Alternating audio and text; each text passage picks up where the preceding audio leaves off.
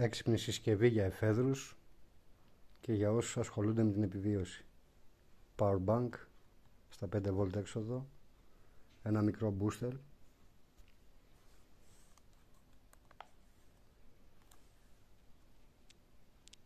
είσοδο 3,5V μέχρι 12 και έξοδο δυνατότητα από 1,2V μέχρι και 24.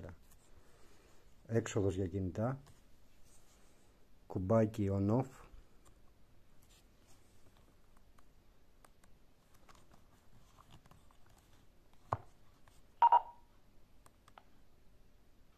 off και on, κουμπάκι, αμπέρ και ρύθμιση, ένδειξη ανα πάσα στιγμή αμπέρ και volt,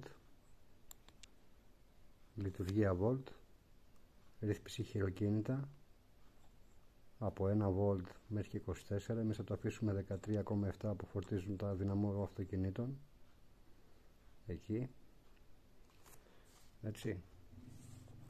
Απενεργοποιούμε ασύρματος στα 12V, ενεργοποίηση.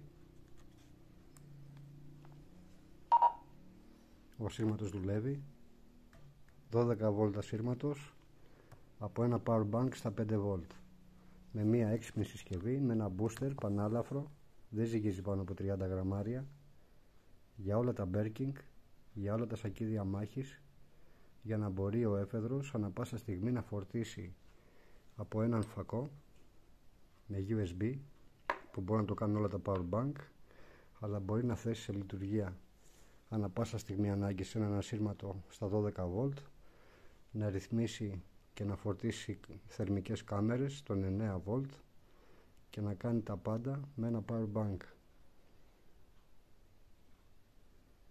Αυτό είναι, στα 30 γραμμάρια περίπου, ένα τέτοιο μέσα στο σακίδιο μάχης, μαζί με το power bank, μαζί με τον εξοπλισμό φορτίσματος που έχουμε για θερμικές κάμερες, φακούς και οτιδήποτε άλλο ηλεκτρικό κουβαλάμε μαζί μας. Θα πρέπει να συμπληρώσουμε και ένα μικρό booster. Αυτά, φίλοι μου.